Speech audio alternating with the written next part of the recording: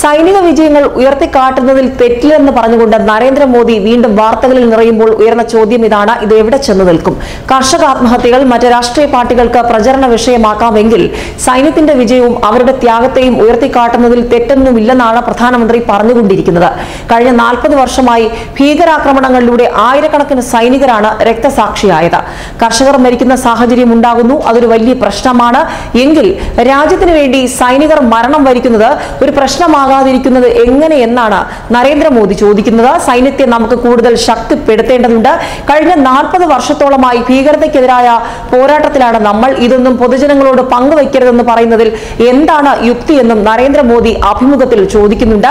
പുൽവാമയിലെ ഭീകരാക്രമണത്തിൽ 40 CRPF ജവാന്മാർ വീരമൃത്യു വരിച്ചതിനെയും ബലാക്കോട്ടിലെ വ്യോമാക്രമണം രാഷ്ട്രീയമായി ഉപയോഗിക്കുന്നുവെന്ന് ആരോപിച്ച് പ്രതിപക്ഷ പാർട്ടികൾ രംഗത്ത് പലപ്പോഴായി വന്നിരുന്നു. രാജ്യത്തിന് ദേശീയതയില്ലാതെ മുന്നോട്ട് പോകാനാകില്ലെന്നാണ് മോദി ഇതിന് മറുപടിയായി പറഞ്ഞുകൊണ്ടിരിക്കുന്നത്. ദേശീയതയല്ലാതെ ഏതെങ്കിലും രാജ്യത്തിന് മുന്നോട്ട് പോകാനാകുമോ? ഒളിമ്പിക്സിൽ മെഡൽ വേണമെന്ന് ആഗ്രഹിക്കുന്നുവെങ്കിൽ അതിനുള്ള സാധ്യത ഒരു കായിക താരത്തിൽ വർദ്ധിപ്പിക്കുന്നത് ദേശീയതയാണെന്നും നരേന്ദ്രമോദി അടിവരയിട്ട് പറഞ്ഞുകൊണ്ടിരിക്കുകയാണ്. അതായത് വീണ്ടും സൈനിക മേഖലയെ ചൂണ്ടിക്കാട്ടിയുള്ള ചർച്ചകൾ ചൂടുപിടിക്കുകയാണ്. ഒരു വിഭാഗം അമിത മതേതരവാദികളാണ് സർക്കാരിനെതിരെ രംഗത്ത് വന്നിരിക്കുന്നത്. ജമ്മു കശ്മീർ പ്രശ്നം പരിഹരിക്കുന്നതിൽ നെഹ്റുവിന്റെ കാലത്ത് ഒന്നും ചെയ്തിരുന്നില്ല. കഴിഞ്ഞ 70 വർഷമായി ഒരേ രേഖയിൽ പോകാൻ നമ്മൾ നിർബന്ധിതരായി. അതിന് യാതൊരു ഫലവും ഉണ്ടായിട്ടില്ല. ആർട്ടിക്കിൾ 370ന്റെയും 35A കാര്യത്തിൽ ഞങ്ങളൊരു പദ്ധതി തയ്യാറാക്കിയിട്ടുണ്ടെന്നും നരേന്ദ്രമോദി വ്യക്തമാക്കുകയാണ്.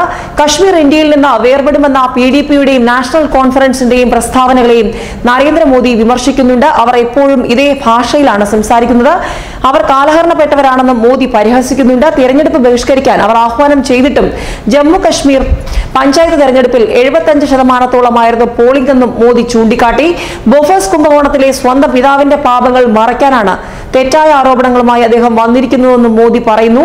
റഫേൽ വിവാദത്തിൽ തെളിവുകളൊന്നുമില്ലാതെ പൊള്ളയായ ആരോപണമാണ് കോൺഗ്രസ് അധ്യക്ഷൻ രാഹുൽ ഗാന്ധി ഉന്നയിക്കുന്നതെന്നും നരേന്ദ്രമോദി പറയുകയാണ്. അതായത് വീണ്ടും സൈനിക മേഖലയുമായി ബന്ധപ്പെടുത്തി തിരഞ്ഞെടുപ്പ് പ്രചാരണത്തിൽ ഉൾപ്പെടുത്തുന്നുവെന്ന ആക്ഷേപങ്ങൾ വീണ്ടും ശക്തിപ്പെടുകയാണ്. പ്രതിപക്ഷം വളരെ ഗൗരവത്തോടെ ഈ വിഷയം ഉന്നയിക്കുന്നതിനിടയിലാണ് കഴിഞ്ഞ ദിവസങ്ങളിൽ നരേന്ദ്രമോദി ഇത് സംബന്ധിച്ച് ചാനൽ അഭിമുഖത്തിൽ വീണ്ടും നിലപാട് വ്യക്തമാക്കിയത്. കർഷക ആത്മഹത്യയുമായി ഉപമിച്ചുകൊണ്ട് സൈനികരുടെ ജീവൻ ബലിയർപ്പിക്കപ്പെടുന്ന വിഷയത്തെ കൂടി താരതമ്യപ്പെടുത്തിക്കൊണ്ട് നരേന്ദ്രമോദി രംഗത്ത് വന്നിരിക്കുന്നു.